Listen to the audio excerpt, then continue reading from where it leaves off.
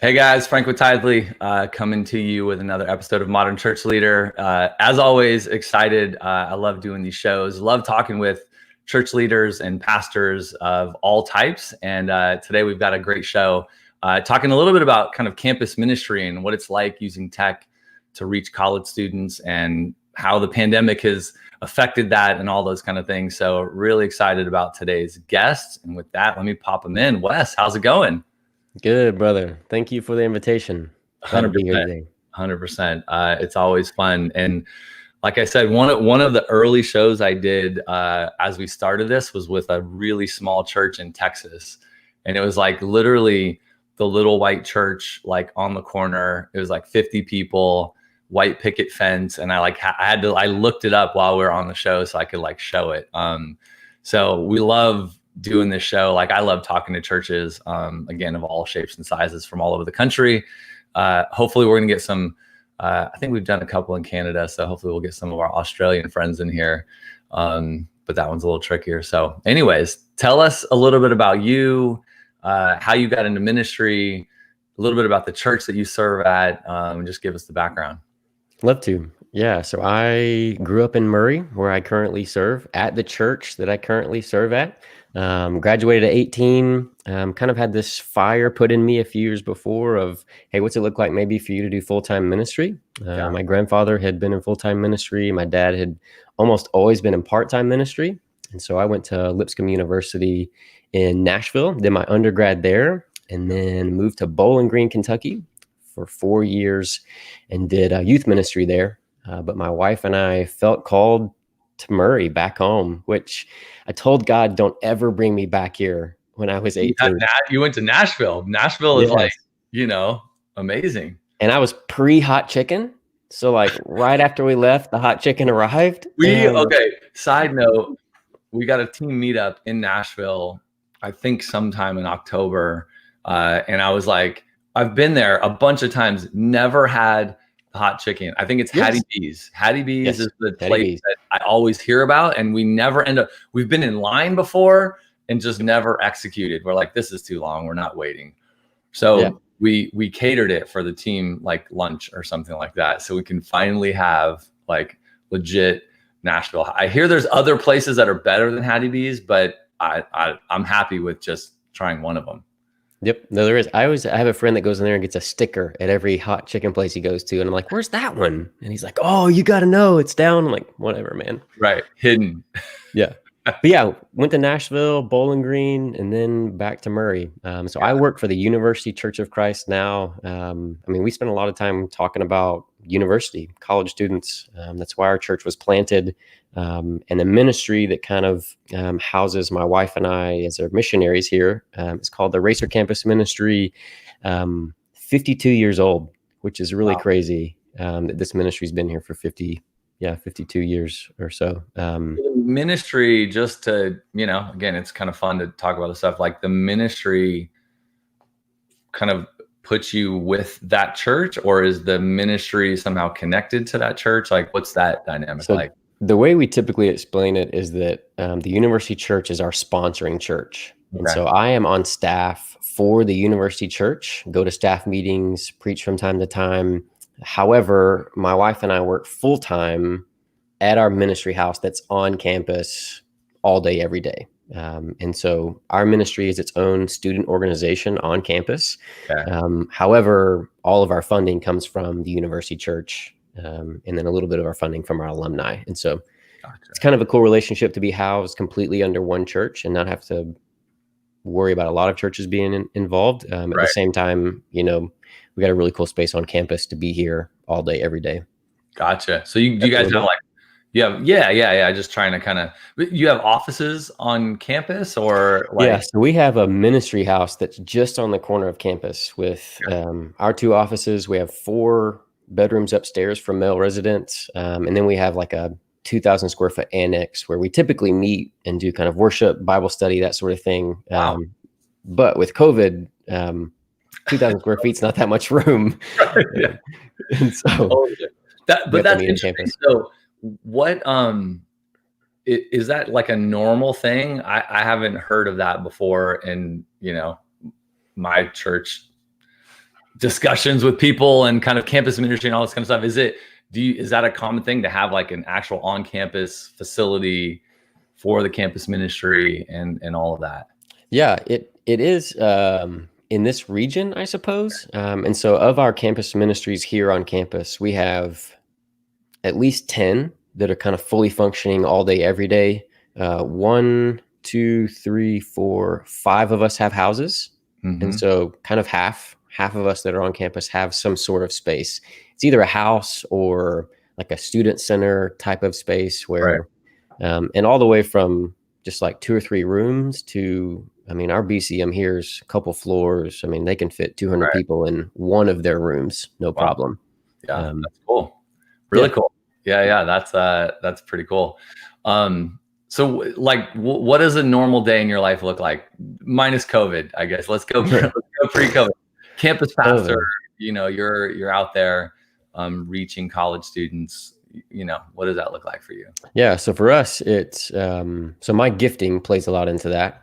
So my gifting is primarily teaching, and then the way that plays into teaching and kind of individual discipling relationships. And so our big gatherings are Mondays and Wednesdays. And so we try to kind of fill Mondays with meetings, and then I prepare for teaching Monday afternoons, and then try to fill Tuesday, Thursday, Friday with meetings with students. I mean, in COVID season, my wife and I have had so much coffee and so many meals with students. Correction, Wes doesn't drink coffee because don't need none of that. I got plenty in the veins, but it's amazing. Just that's our skill set is we want to be in individual relationships with students, moving from making connections with them, making relationships, making disciples. And so that's what we do. Spend time preparing for gatherings, and then spend a lot of time one-on-one, one-on-two, one-on-three. That's kind of all day, every day for us. Yeah. Both on campus in our ministry house, or at some sort of cool third space. We have a few new coffee shops that have popped up in our little slice of paradise. So it's good. Shout out Schaefer Coffee. Well done. Yeah. Not sponsored by, but hey. Yes, please. Send Wes some gift cards so we can bring more college kids over to the coffee shop. So let's pause. I'm going to pause on the actual interesting stuff and go, man, you have a killer setup. So you might be tied for best or potentially best like AV setup on. So you've spent some time dialing this thing, like audio, video, lighting, totally, backdrop, all the things.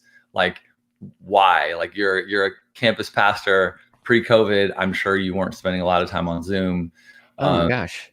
But talk to me about why your setup is so awesome.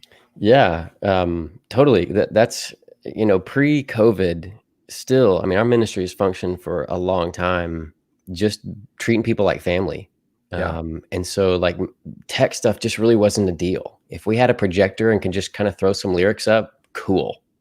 Really, it was, if we loved you well, you stuck around. Right. And then March hit, and it was like, oh, I spent 45 hours on a screen this week on a super pixely, like I was just holding my phone up, talking to people, and that just walking around. And like to FaceTime someone was so awkward. Like, why would I FaceTime you? Just text me. But no, I mean, after about 2 weeks of COVID, it was that realization of we're going to be here for a while, and we've got to have gear where our team looks.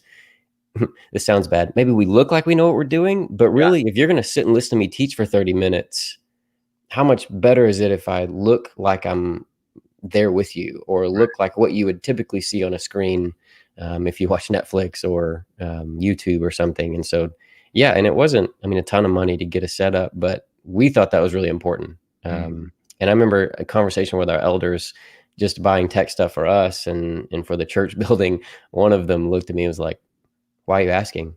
Make it happen."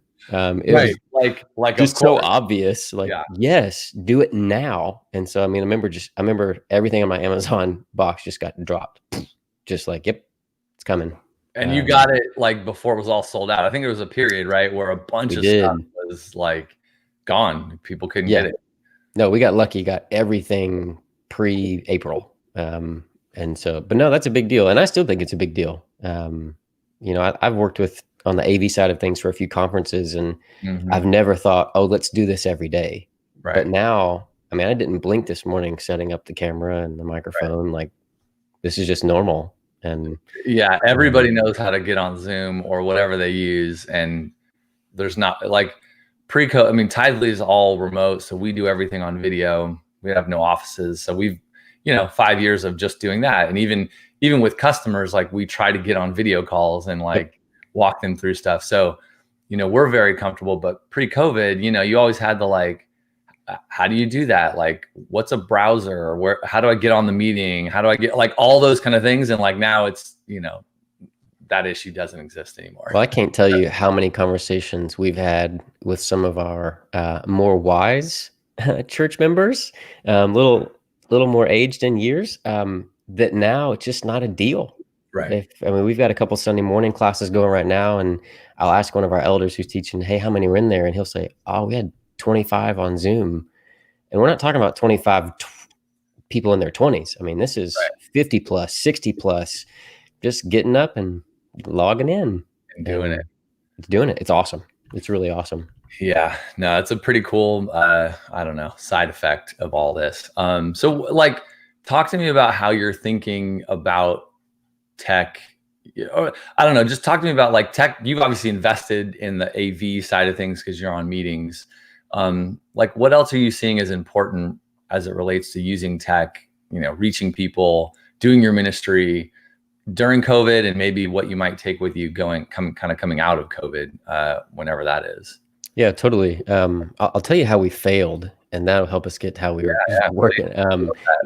One of the hard pivots that, you just got to make is to put YouTube videos out there like you do. And so my wife and I we just spent hours this summer just making 3 to 5 minute videos, thinking, oh, look how big our email list is. Look how many alumni we're going to reach. And you get on the next morning and it's like 12.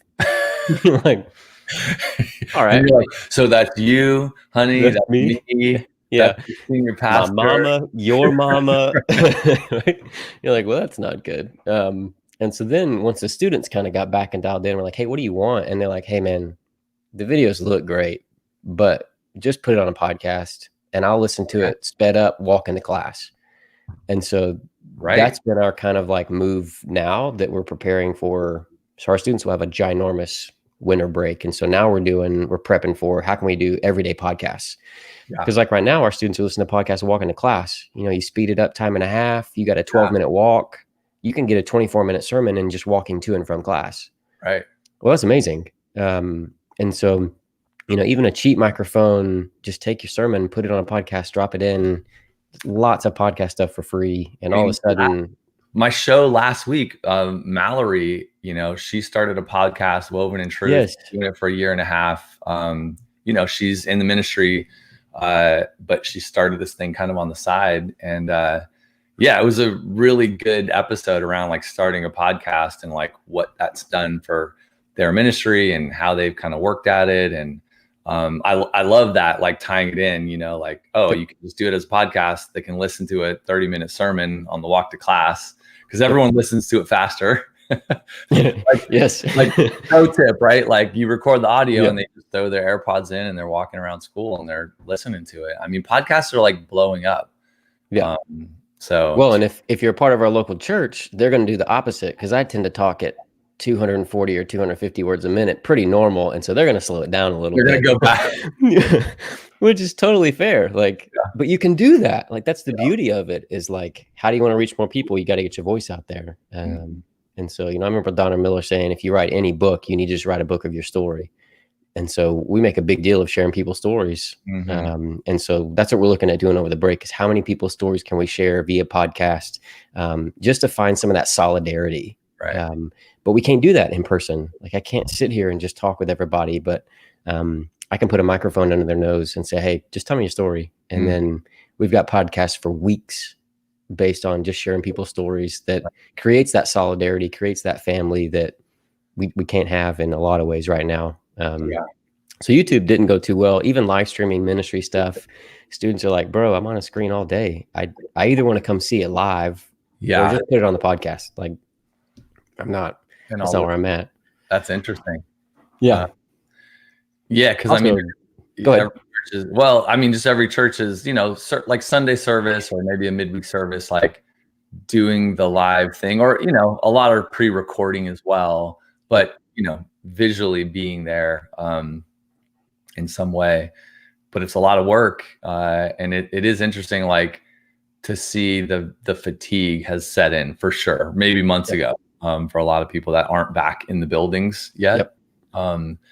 So the podcast, like, yeah, it makes a ton of sense. So anyways, I'm like processing the whole thing. No, and that's what we've seen, shift to our church culture a little bit. COVID hits, church at home, everything's online. Our church is probably, when we started COVID, we were about 175 families. And so Sunday mornings run about 300. So that's pretty normal, cookie cutter for us. And so those first few weeks, it was like 240 views. And you're like, got it. Then if you do a little bit of math on probably some families, like, all right, we're dialed in. Like people are dialed in. Yeah. And now it's like families in that number, right? Like, half. Yeah, we know who's watching. Yeah, right.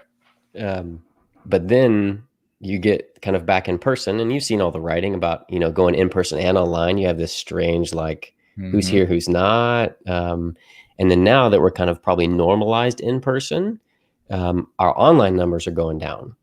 Right. And so that creates all these other strange questions of like, is it production value? Is it, is it quality? And all of a sudden you're like, I don't know what to do. Is the church back in the building, like meeting on Sundays regularly, and most people are coming?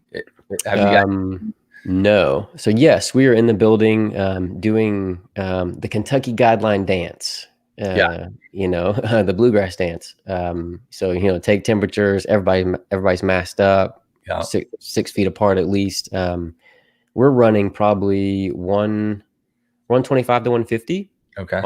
That's been I can check our Tithely church management software if you want to. That's what we've been running. Yes, please. So is it with the guidelines, is it like there's a capacity now, like you can only have 150 people in the building based on size, or is there that kind of guideline going on out there? Yeah, there's a little bit. Our church building, we could probably hold 175, 200 in our building if we very, very intentionally set everyone. But some of it's, we need children's ministry back, and they're back doing some amazing things, but like even that's limited. And then no matter what, while we are a university church with a lot of time, energy, and effort into college students, we're a lot of gray hairs in our church. Not because they dyed it that way or went gray early like my wife. Come on. I'm working on it. Good, man. But no, it's just a lot of them are staying home. Just, hey, we're faithful. We're dialed in. It's our 70 plussers that are up early, cup of coffee, pajama bottoms, and click on that live stream. And so we're still running probably 150 live and then another 100 online. So got it. Yeah. I mean, I look, I have 3 kids, so I'm like, going back in the building, if there's nothing for the kids, is just a tricky thing to sort out. Like, I don't know what that would be like, trying to keep them away from people, or because we rent schools, so we're not, we kind of have to wait until they open those things up. So we're still all online, but trying to figure out how to, and we even have the whole, like, some people are doing small groups meeting in the park for service on Sunday instead of doing the live, because they're like, I need to be around people. And so there's all these different ways that people are gathering, because it's been so long. So it's changing everything up. So anyways, okay, back to YouTube, back to things are changing, dynamics are getting different. What else is going on the tech side? YouTube wasn't our thing yet. Of course, social media tech wise, I mean, not too difficult. And a lot of that's what you got at your church. We're not a massive church. We've got some tech people. But like, do you take our super expensive camera, take a picture, put it in Lightroom, drop it in Photoshop, then put it on? And that's me taking an hour from studying. Or do you just walk outside with your phone and drop it on? That's okay. Because one of the things I think we've learned with social media is our social media doesn't have to be brilliant, but it needs to be consistent. And that's way better for us, kind of tech side of things, that way. How have you thought about social media in terms of, I love the consistency like point, because I think that's true for everybody. But is it like, I find churches have a hard time with this. Like, yeah, you've got your phone. Why don't you, if you're the senior pastor or anybody on staff, like start doing, I don't know, quick live chats with somebody, or like pop on and do a quick, 3-minute Monday morning hello. Yep. I don't know, like just start doing stuff on the social channels, versus, I don't know, posting like stock images or other forms of like very generic kind of content. Yep. Nope. I 100%. So, deep dive. I'm an Enneagram 3. So if you'll go Enneagram nerdy with me for a second. So I'm an achiever. It has to look pretty. It's got to be dialed in. Like, you got logos that be in the right place. Clearly. I mean, Thank you. However, I totally agree with you. We have actually been failing, I think, as a church and as a ministry until COVID, and are still getting our game together. You just got to be on there. And I love following the churches that have more of just like daily stuff. Yeah. Hey, today I took a walk and prayed for you. Here's a picture of my feet. That's awesome. Yeah. Like, or, and it's not a stock photo that somebody else shot that I paid $5 for. Or I love the walk across campus. There's a guy here that does his walks across campus with his morning devotional, and he holds his camera like almost looking down at the top of his head. I don't care. I love it. Cause he's on there, and like presence is still presence. And so while it's not the same as being physically present, social media is presence. Right. And so to be present in the lives of students does mean you're on social media. And, I think it's also taught us, like, don't be on there all the time, like be more intentional, both about posting, both about being on, both about being off. And that's helped us a lot, kind of say, hey, this is when we're going to do it and how we're going to do it, and not worry about the rest. Yeah. Also, tech side for us, I mean, moving from social media, we use GroupMe like it's going out of style. Really? Okay. Yeah. We describe it real quick for people, just so that anybody can. GroupMe is basically a texting platform that doesn't run through your texting on your phone. And so it's its own app that contains its own texting thread, and you just talk as a group. And so our entire ministry list is in the GroupMe, which sometimes is a riot, because it just gets way out of hand. But that really helps us form what I would say is like the organic side of relationships with students. Because we usually once every couple of days just ask ridiculous questions. Like if you were gonna reshape a fruit and change its color, what would it be? And then just see what happens. And it's awesome, because you'll get our current students who just instantly like, oh, I'd love to see a purple watermelon with orange inside that's a pyramid. And then our new students are like, what are these people? But after about 20 people respond, they're like, how about a square tomato? And you're like, yeah, new guy. And so in COVID, especially, that's been a way for us to connect to new students, where we're not going to be able to sit in the same room with 40 people and banter.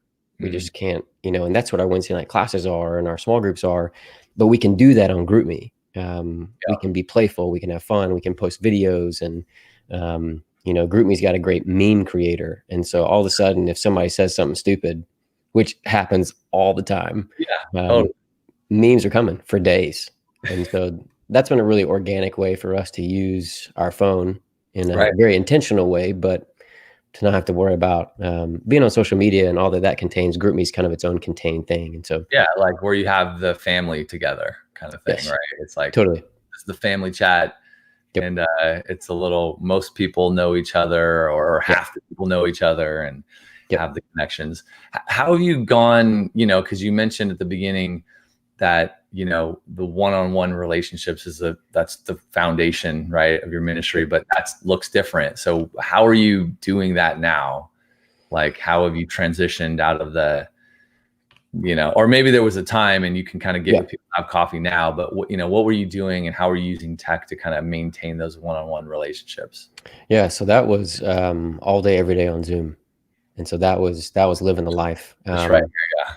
Yeah. And it was, you know, you've heard plenty that seasons that bring blunders bring blessings. Mm-hmm.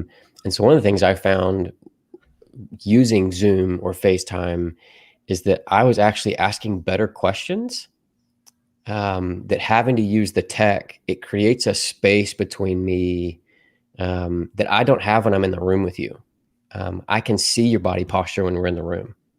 I can read you based on the clothes you put on that day. I don't get that on Zoom. And so we have so much of our, you know, our Jesus cash put into relationships that, man, I've got to be in face to face with you to see some of that. And I found myself, my kind of motto during COVID has been ask the next question. And so every time we're on a screen and I get to that point where in a room, I can read you. I know how you're responding to me. I can't on a screen. Okay, I've got to ask the next question. And so for me, that's actually led to like asking 10 more questions. And so what I would have said is being on Zoom so much, having to be intentional about scheduling things and even using like, you know, I try to use Notion and things like that to schedule. And I'm getting better. You went next level when you mentioned Notion. We're not my bad. My bad. But like that, even like that has actually helped me by leaning on the tech end of things. Like that's prepare for this well. Like even I've caught myself building in a pattern of praying for the conversation while I'm setting up all of my tech stuff. Mm-hmm. Well, I might have caught myself not doing that if they're just walking in the office. Right. They might catch me off guard, or they might, well, now they just walk in. Now they don't walk in. I've got to set up. And so I'm praying before more, I'm dialed in and then asking that next question. I would have actually said learning to do this on a screen has helped me know how to treat them better in person. Because one of our student leaders said last week, he said, I know when someone's loving me well in person. And so I've got to learn how to love people well on a screen also. Right. Yeah. There's something about it, right? That like, you don't have the same feeling. Even if I can be here, like, you know, I can see you, like, right? Like I can hear you, like all the things, but there's just something that's like, but we're not in person. So like, I don't know how the connection part of it is different. Yes. No, it's very different. There's just something that our you know, like our souls aren't mingling in some way, like even that kind of like ethereal thing that happens when someone's in the same room and you kind of feel their essence. Right. Nothing. I feel nothing.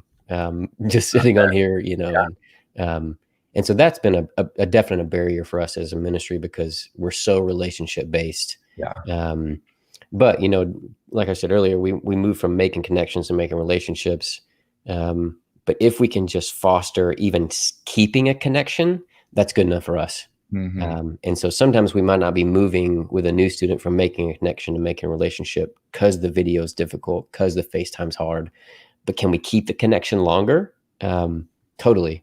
Right. And so that's what tech has allowed us, and Zoom and FaceTime's allowed us to keep some of those connections so that now when we're back, I mean, this week I've eaten 3 meals with students, a couple cups of coffee.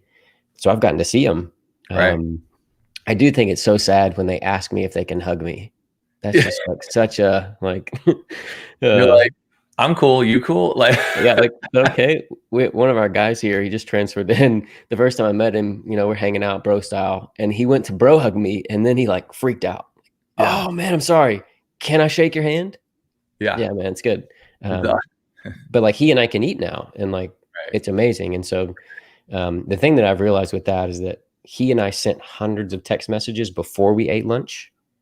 So all those text messages weren't ancillary like they were before. They're not peripheral. They're actually central.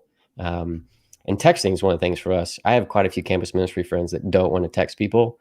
Man, I text all the time. Yeah. Like texting, I mean, good or bad, texting is like how communication happens for everybody. Yep. No, it's our thing. And that's what I would have said is for us, if I meet you within 24 hours, you're hearing from me and my wife. That's our goal. And then within 7 days, you're getting together with somebody from our ministry. That's just non-negotiable. Like there's no way we can't do that. And texting's how we do it. Like that's just the way that we've got to move forward with that. And and so texting's not a week later, hey, you doing okay? No, it's first. Right.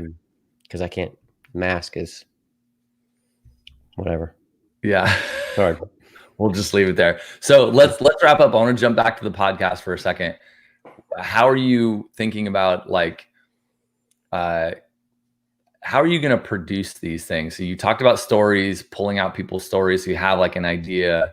Yep. Are you going to do it every day for 3 months kind of thing and just see how it goes? And so we're going to try to start when students are still here, go to 3 days a week. Kind of taking some of our cues from Bridgetown Church, John Mark Comer, just killing the online game in a lot of ways. And kind of some of the stuff they established with the rule of life and things like that is, hey, how can we kind of get you before the throne, tune you into the presence of God daily, working on some of that daily office. And so what we're thinking right now is we do kind of 2 or 3 days that are staff driven and 2 or 3 days that are student driven.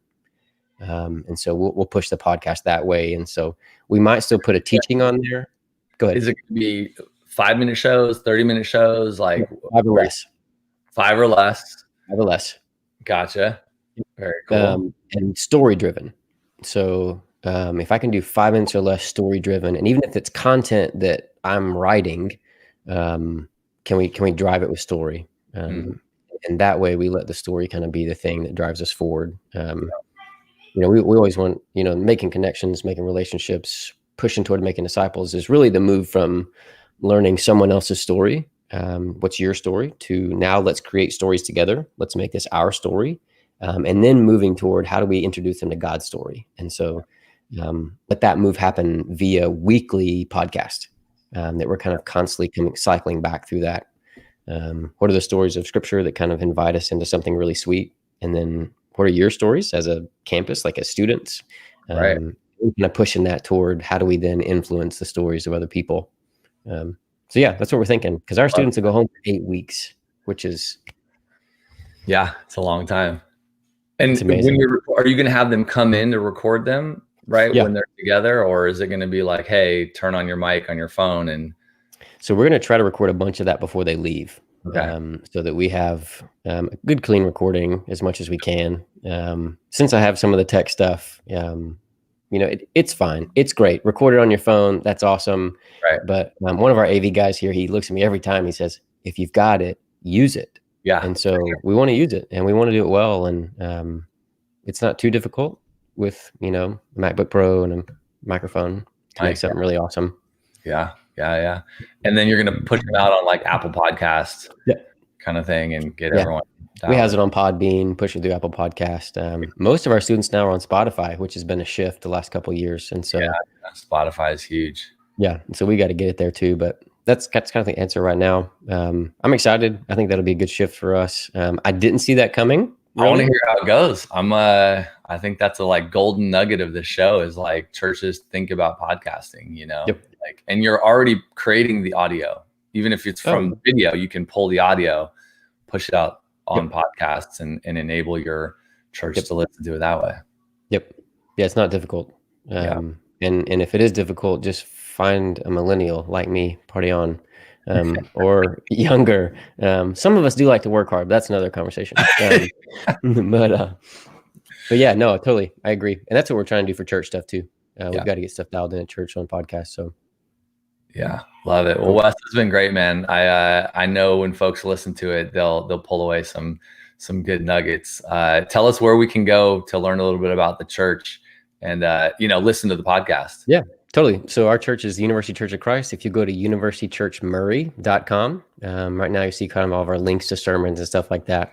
And then our stuff will be coming up on our ministry website soon, but we're already on iTunes, Apple Podcasts. So check us out at Racer Campus Ministry. Love it. Well, Wes, great to have you, man. For everyone joining live, appreciate you guys. Show Wes some love, drop him a comment, give the show a like, and we'll post the link to the podcast and website in the show notes and all those kind of things. And we'll be back next Tuesday with another guest. Wes, have a great week, man. Later, man. Good to see you.